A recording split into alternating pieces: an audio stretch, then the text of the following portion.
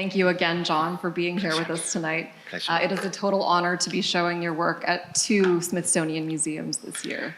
I'm very excited. I am very shocked by this, I have to tell you. So the focus of our discussion tonight is on art and crisis. We're obviously living in a moment of many crises, from the environmental, which you've seen John explore in Purple, to the social and political, which he tackles in Five Murmurations.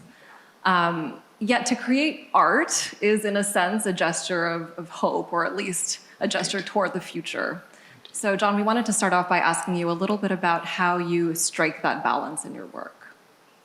I mean, and by the way, thank you both very much for this. I know it's taken us, what, 3 years to we started this pre-COVID. make this work, so thank you very much. And thank your respective museums as well for both the offer and the invitation to do this with you.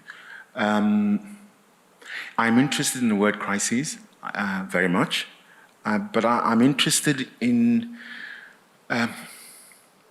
other words that it throws up rather than the word crisis itself. You know, the Italian philosopher Antonio Gramsci spoke about his time. He was in prison in Italy, and he spoke about crisis that he faced, being caught between the old and the new. The old is dying and the new can't be born. And the bit that's interesting for me is the next part of his speech, where he talks about the morbidity of being caught in the interregnum, in a space in which things haven't quite died and are not grown yet. You know, I mean, I think our problem at the moment is that we don't have the optimism of Antonio Gramsci. We don't have the luxury, if you will, of the optimism, because I'm not actually sure that a new will be born.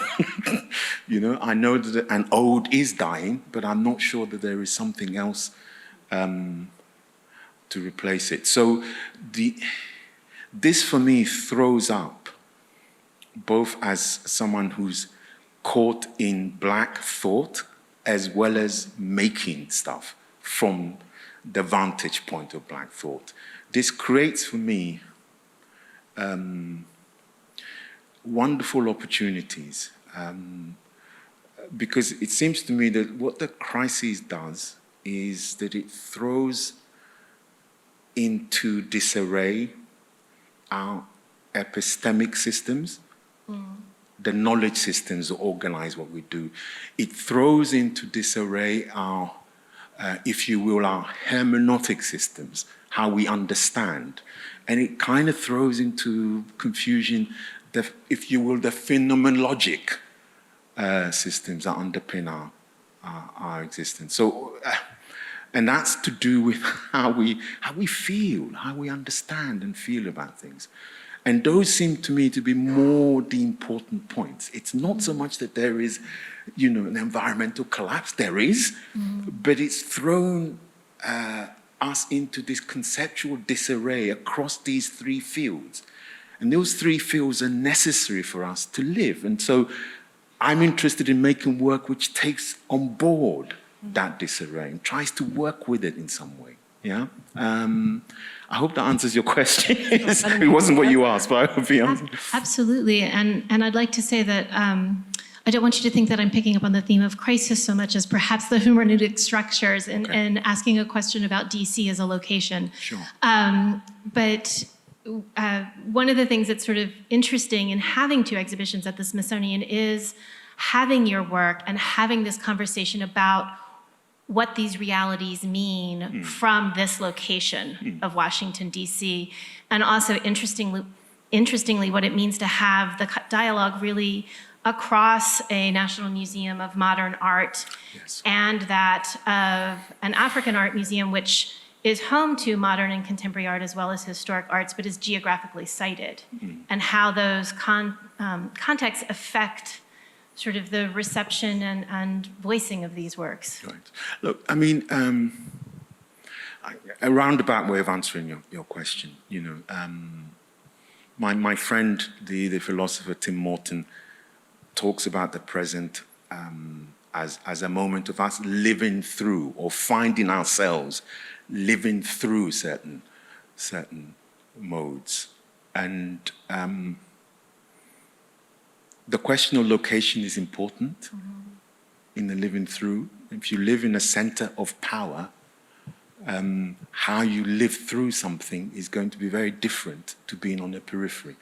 Growing up poor in Accra right now is a very different experience to being in Washington. So the question of the politics of location, the question of location seems to me to matter a huge amount. And I try to work in a way that is cognizant, if you will, of location.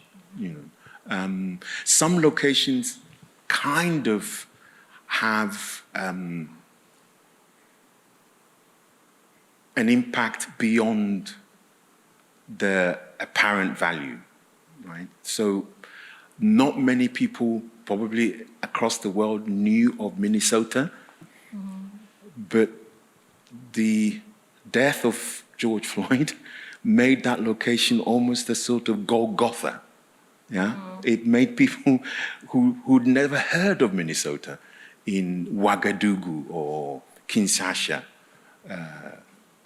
parts of, I don't know, Eastern Europe, suddenly think, oh, wow.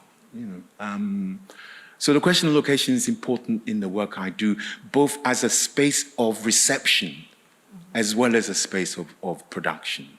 I mean, it's not entirely coincidental that the two museums are in the center of the greatest power on earth. I wouldn't reduce who you are to just the political power of the space, but it's not a coincidence, nor is it a coincidence that when I was asked to do something here, I was like, yeah, I'm up for this, because so much of what we're talking about is about places like this and the unwieldy power that they have, planetary power that they have, so. Yeah, sorry. Yeah, no, that's great. I was interested to hear you mention Timothy Morton, who came up with this concept of the hyper object, or an object or a phenomenon that's so large that it's sort of impossible to picture. And that got me thinking a bit about this question of scale or perspective in these two works, and the way that you kind of shuttle between this very personal perspective and something that's much more sweeping or global. So I've heard you say for Purple, for example, that the genesis for it was sort of your memories of growing up in South London near the Battersea Power Station, right? Yes. But then it expanded outward into this meditation on global climate change. And you feel that sort of sweep in the film. So I wonder if you could talk about the way you sort of shuttle between the personal, the individual, the collective, the global. I mean, Tim Morton's work was very important in the construction of Purple. And you're right to highlight the book on hyperobjects. That's certainly really important. So there's the intellectual inheritance from a group of friends and fellow travelers that went into the work. But you're also right to tell me or to remind me about the personal dimension. Look, this is the reality, right? The reality is that we, as a kind of planetary entity, if you will, human beings, have suddenly found ourselves in a place where, since 1945, we are apparently, we have left an imprint on the planet that can be reduced to something called the Anthropocene, right? And I was born in 1957, and this Anthropocene is dated from 1945. So in fact, the duration of my life has been in this Anthropocene, and I had no idea. I had no idea I was living through this. And this is part of what Tim Morton's work about the uncanny refers to. He says, we've suddenly found ourselves in this place and no one quite knows how in their own lives they got to this.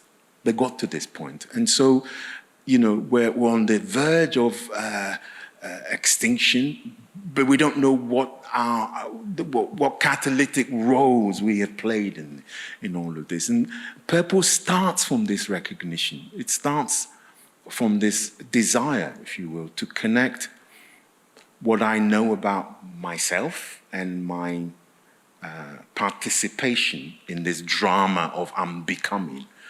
And the closest I could think of being aware of the specter of the hyperobject in my life was growing up next to this power station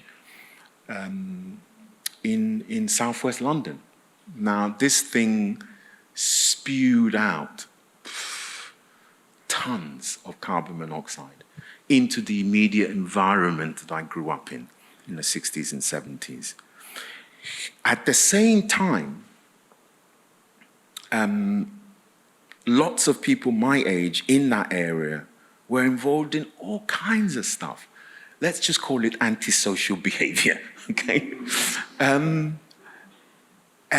it never struck anyone to put the two things together. Never struck anyone to ask how it is the carbon monoxide poisoning might affect the behavior of young people who are being poisoned. And, it never happened. The two things were completely understood as being mutually exclusive. And so Purple is also partly about trying to a very private joke. Also about trying to make these connections which were not apparent as I lived through it. It wasn't apparent to me that there was something called the Anthropocene. It wasn't apparent that this was emergent, and it wasn't apparent that I had any role to play in it, either passively or what's the word I'm looking for? Anyway, never mind. You know what I mean. I have to say you have my head spinning, and I'm actually trying to figure out which question even to ask next because I have sorry, too many. I didn't mean that. No. It's a good problem to have. But I was just thinking, I'm hoping the audience all had the opportunity to go upstairs and see Purple before this talk, and if not, I'm sure you've already seen it. But for folks who haven't had the chance to see Five Murmurations yet, which will be coming on view at the African Art Museum in September, and was previously on view at Lawson Gallery in New York City. It is a very different exhibition artwork in terms of its feel. So the subject matter resonates so powerfully between the two works, but the composition of going from 6 channels with color to 3 channels in black and white, and the use of different motifs throughout it. I was wondering if you could speak a little bit to how both of these works are characterized by montage and what montage brings to these kinds of subject matters. Yeah. Partly what accounts for the difference between the two is obviously the pandemic. Because suddenly many of us in the studio found ourselves unable, not necessarily simply to work together, but go anywhere at all. And so we began to explore the possibilities of working in a much less formal way, using equipment that was more domestic, if you will. So most of Five Murmurations was shot with stills cameras that generated DPX files that you can then join up together. It's basically a set of animations. That's how that was made. Whereas almost all of Purple was shot, certainly the bits that I shot were all on 4K, 6K film cameras across multiple locations and so on. This is when when the world still felt like you could roam it unchallenged. And Purple, in other words, the process by which we made Purple just could not be sustained for Five Murmurations. And yet the emergencies that Purple alerted people to were equally present in Five Murmurations, because actually the catalyst for it was the killing of George Floyd. That was really what got me. And I thought, okay, so I'm living this environmental emergency in which a virus is running rampant across the planet, stopping us from working. And that virus and its existence is premised on this idea of the thing to come, the disaster to come. And what connected Floyd to this was that here it was, factually, metonymically, was the thing to come actually happening in front of your eyes, right? So everyone knew what something called institutional racism meant. Everyone knew what racism meant. It was this kind of metaphor for how a certain form of dispossession and powerlessness comes into Black life. But no one had seen, certainly not in the last couple of decades, a graphic representation of the philosophy of becoming niggerized, raced, right? Floyd sort of illustrated that in a very Christ-like way. And so it felt naturally as if that should be what we did, something on, as a kind of act of homage, as a form of remembrance, as a monument, if you will. And on all of those things, their desires at work in Purple, but for different reasons. The impulse is the same. The impulse is to track the phantom as it became or as it becomes manifest in our lives, right? Track the phantom. But this was a much more private, much more elusive phantom, which we have had in our lives for half a millennia. But there are very few moments when you feel its presence palpably, powerfully, as you did when everybody felt it when they saw the killing of this man. You thought, oh yeah, that's what it means. This is what it means to have race. Yeah. So I know that when people see the two, they will think, oh, well, what's the connection? Well, those are some of the connections for me. Those are some of the ways in which they make sense to me. Absolutely. Yeah. Thank you. Yeah, well, I'm going to ask you another question comparing the two, which Karen mentioned really briefly, that the treatment of color is so different in these two films. Purple, as you all saw, is very lushly in color. Obviously, the title color, purple, appears repeatedly. And I want to ask you also about the color, because I've heard you talk about it in lots of different ways, as a sort of color of mourning, or as this kind of murky color in between the poles of red and blue, or as an homage to Prince, I think you said once. Yes, all of that. And then Five Murmurations is shot in this beautiful, inky black and white. So how did you sort of come to the color story of each film? What was behind that thinking? I mean, in part because my age means that I've lived through a certain history of the cinema, right? I've known it as a sort of pristine black and white Maltese Falcon phenomena. I've known it as, the horror color of Soviet cinema, where no color was exact, to, Gordon Willis's Godfather series and its sort of murky browns, to Busby Berkeley. I mean, I've lived all of those experiences of the cinema as it manifested itself in multiple photochemical registers of color. And as you know, I don't make cinema anymore, but I'm very interested in the post-cinematic as a sort of philosophical baggage that one takes from that space. And montage, as you mentioned earlier, is one. Color, and crucially, the absence of color is one of those inheritances. You're right also to remind me that my talk about color has been very slippery when it comes to purple. But the point is that all of those statements are true, and this is one of the legacies of the cinema as a philosophical inheritance.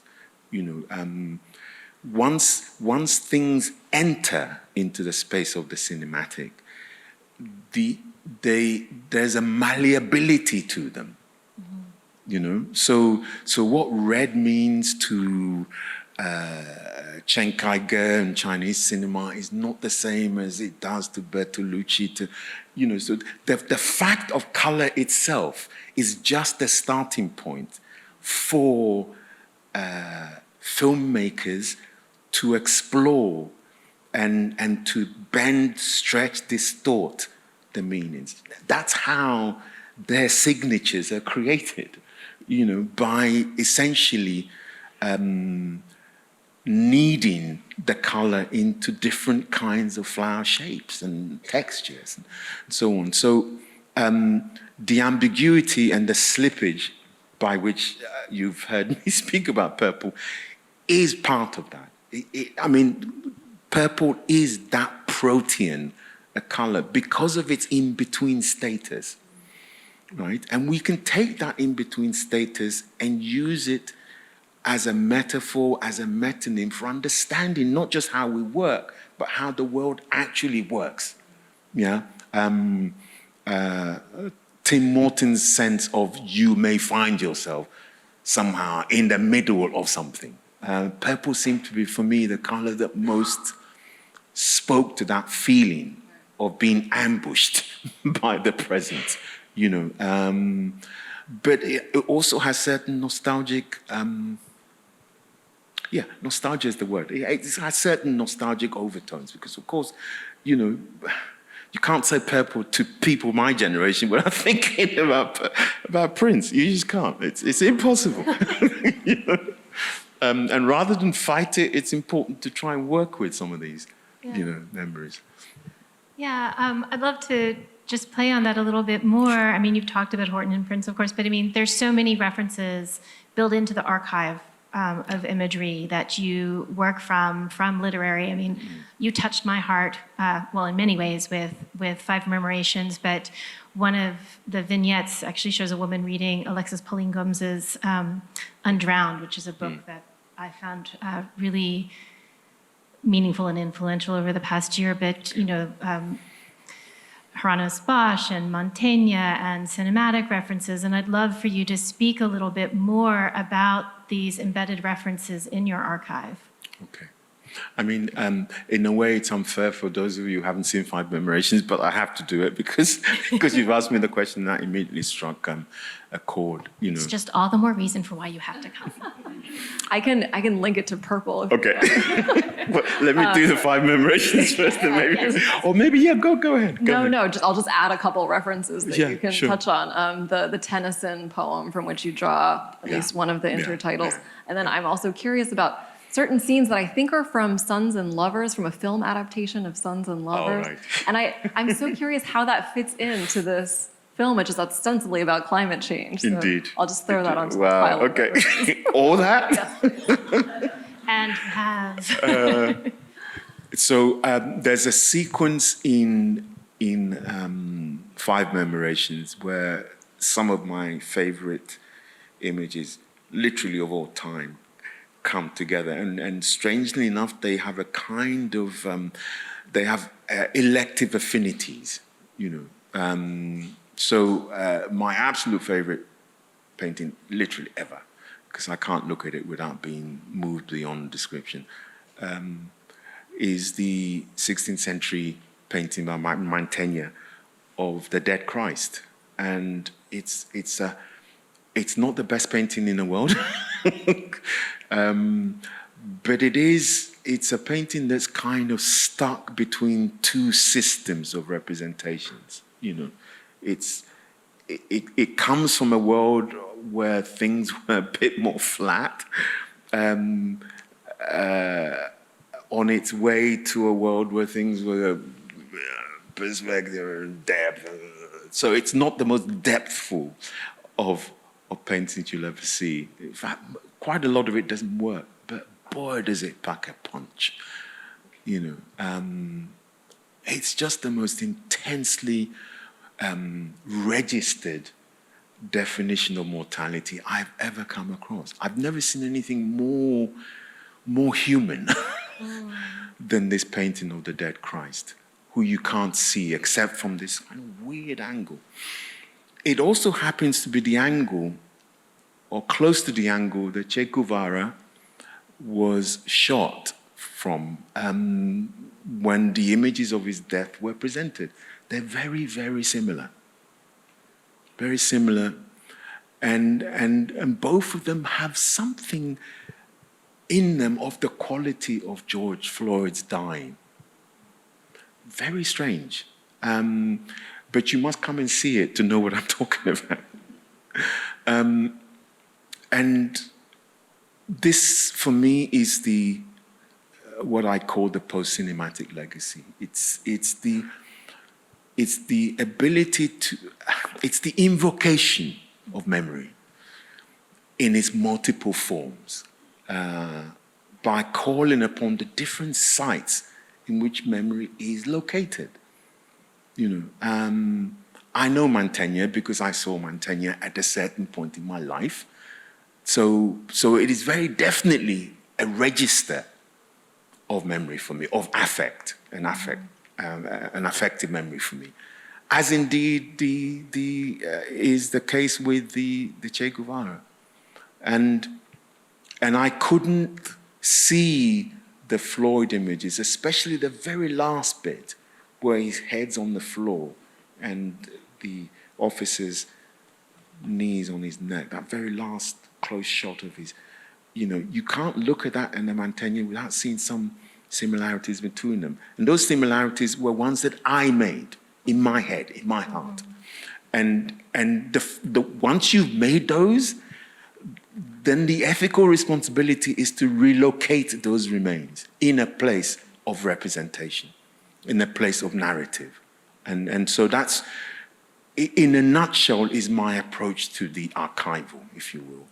Whether it's a gesture, a piece of writing, a poem, and I make no distinctions between all of these because to the extent that they're all repositories of something one could call a memory, it doesn't really matter the form that they arrive in the work in. So the memorial and the presence of memory is diffused across a multiplicity of artworks, genres, art forms. And the trick is to allow yourself the humility for them all to arrive in the work and just be confident in them, not in yourself, but in them and their ability to raise something. That's all I feel like I need to do. So, yeah, I have a very Catholic taste. Lots of stuff are thrown in, but I believe in them. It's not an arrogance on my part. I believe in what they do when they're brought together. There's Wilson Harris, the Guyanese novelist, talked about what he called the infinite rehearsal. That was his description of life. And in a way, that's what memory does. It has this ability to participate in the infinite rehearsal of things becoming and unbecoming, as they encounter each other, as they encounter other forms, other stories, other narratives, other musics, it's this infinite rehearsal. And as you watch this magical constellation of things clashing, coming together, something is born. They're new. That's how the new comes about, basically, for me. It's so interesting because it's so different from a certain conception of montage that you learn about sort of in film history, which is, put together image A and image B and you get meaning C, right? And it's this very... But the problem with the older definitions of montage, obviously, like if you're Eisenstein and you're working in Stalinist Russia, you're not going to be telling everybody, hey, listen, shot A means, Joe. You're not going to be. So there's a certain kind of ellipses and obliqueness that characterize earlier definitions of montage, which downplay the question of polysemy or polysemia, downplay the inherent kind of facticities, the sociology of shot A. Shot A was just an abstract shot. But of course, we now know that there is always an elsewhere to the image. The images don't come from nothing. They always come from somewhere, So that shot A is from a place, and it meets another shot. One's from Kumasi and one's from Shanghai, and they meet. And when they meet, they bring with them that stuff, So it's not just what they create when they get together. It's also what they're bringing that is going to create this third space or third meaning, But we couldn't talk about that at the time of. Eisenstein couldn't talk about that in those ways because it would have implicated him in the political, and he was trying to also avoid, being that, basically. We did want to, I think we have time. Can we? Yeah, all right. We want to leave enough time for the audience to ask questions too, but one of the things that both Marina and I were talking about fascinating us with your work is your use of dissolution, which to me is also really interesting in light of what you were just talking about, which I'm going to go on a slight tangent for a moment, but, in thinking about the third space or the third text in Yoruba philosophy of Nigeria, there's the Ogboni society talks about, male and female, night and day, all the dichotomies that we know, and yet there's this third space. We know that it's there, but we cannot see it, we cannot formalize it because there's something greater than ourselves. Indeed. And so there's this thing that we know that's there, and I love how you almost capture that sense of the beyond in the way that text dissolves or photographs dissolve in the case of Purple. I mean, the use of liquids and water or cereal milk, dissolving text and dissolving your iconography is fascinating to me. Well, it's such a big question. It's such a big question. I would try and do justice to it. It has biographical and, of course, philosophical and aesthetic implications. I've always known about the importance of liquidity. One of the first things. We left Ghana when I was very young, but one of the first things my mother was very keen to let us all know was that we came from water. Because all the deities in the tribe that I come from, the Gans, are the principal deities or water deities, right? So for Gans,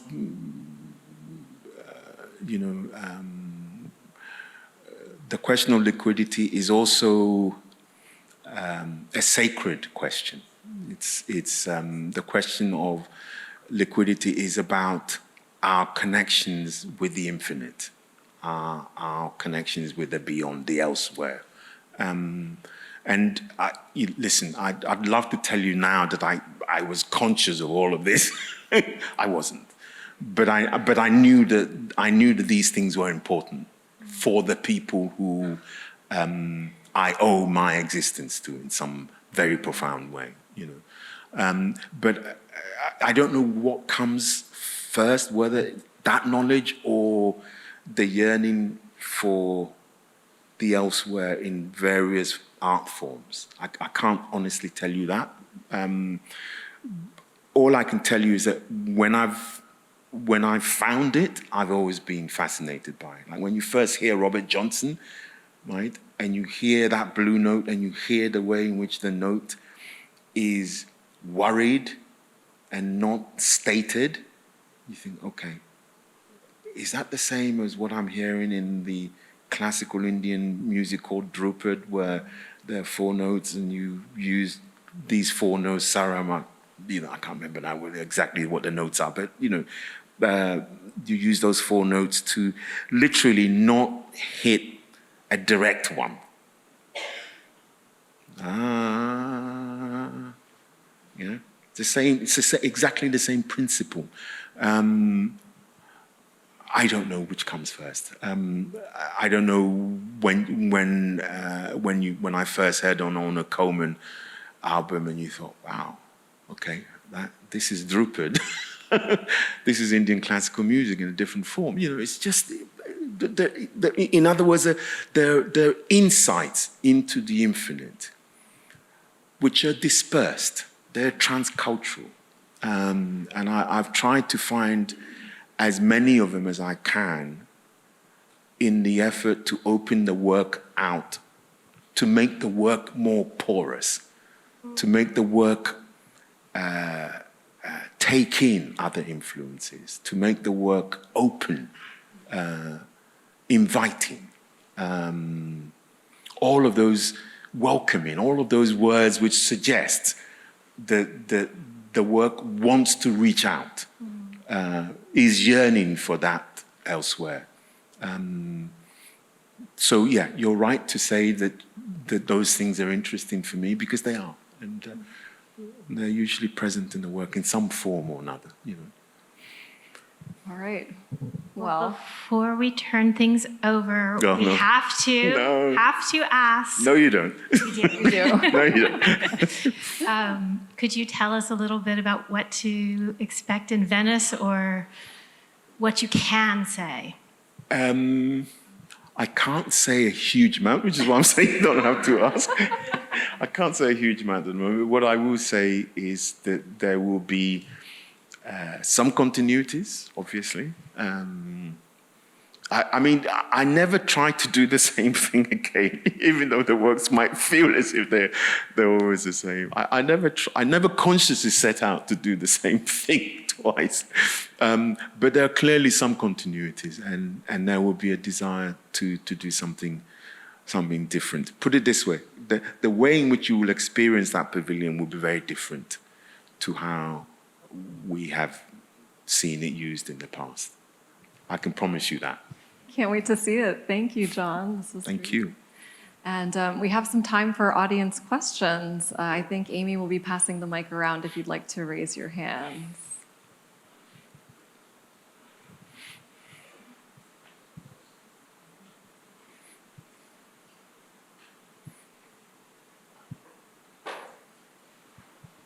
Thank you so much. This is so insightful.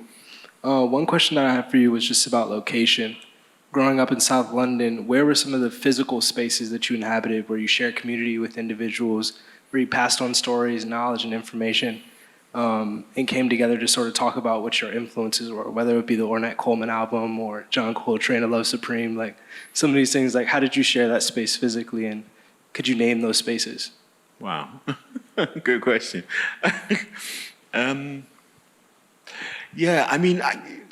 Okay, this is really important to get across to you because I think it'll tell you everything that you want to know behind the question. Okay,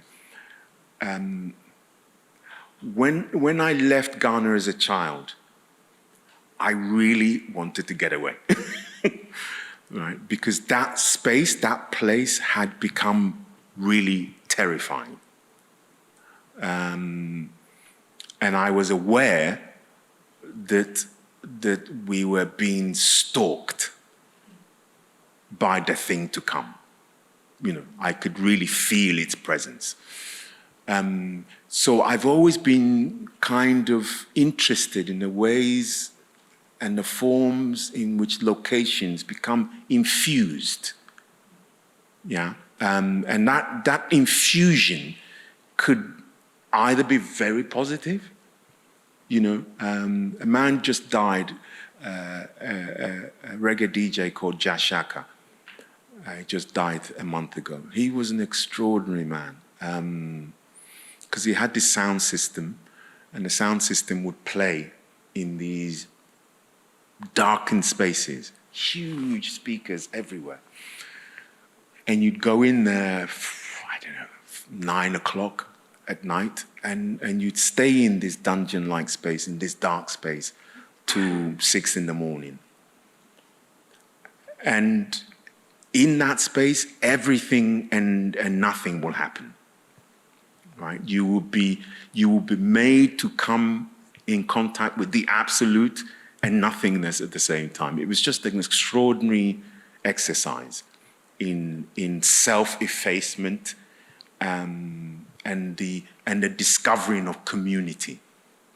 Many of people, my generation, discovered blackness, both literally and figuratively in these spaces. They were spaces of becoming, right? So locations have always meant a lot. I think you can tell from those two that it's important to me. And the importance is not so much the spaces themselves, it's the awareness. Yeah? It's the awareness of the possibility of wilding of location. Yeah? It's the awareness of the possibility of growth.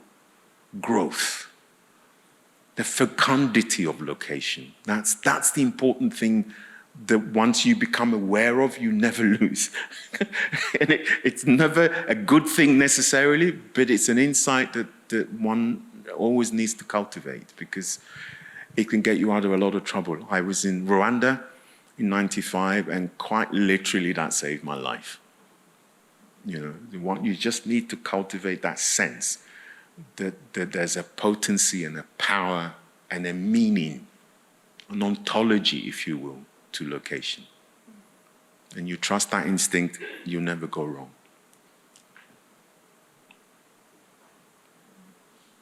Other questions? Hi, John. Hi. I want to take you a little bit back in time and ask you, what were you like growing up before you started to create art? And what were some activities that you were interested in that you feel nostalgic to this day? Good question.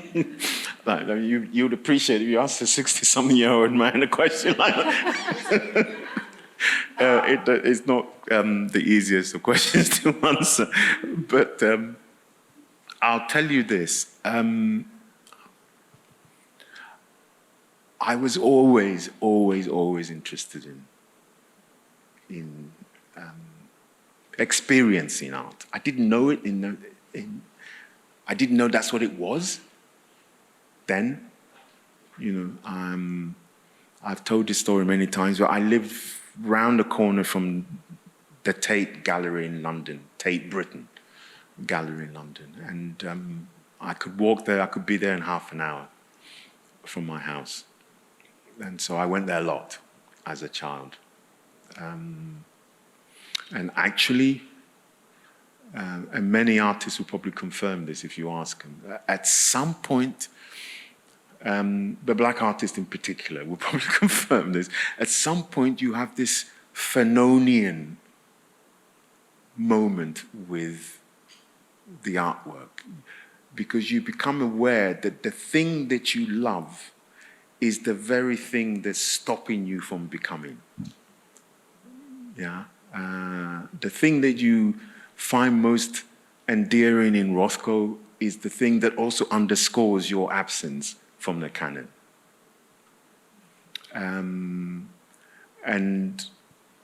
that had more to do with me wanting to make stuff than anything else. The recognition, the shocking recognition that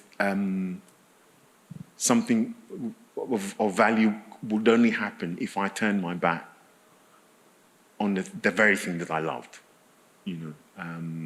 No more de Kooning, no more Turner, no more Virginia Woolf, time to make your own shit. that was the moment when the whole thing started to work. And I think in a way we all do this. I mean, I'm maybe investing it with too much kind of racial significance. I think in a way people become artists in that moment of refusal. It just happens to take different forms for all of us. I hope that answers your question. I think there's a hand over here in the front. Oh, and there. I can try again. Can you hear me? Yeah, definitely. Okay, maybe don't worry. I love the 6-channel work so much. Thank you. I'm wondering how you compose those images.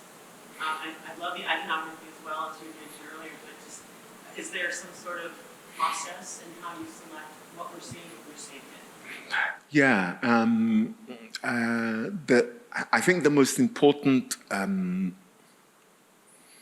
organizing principle is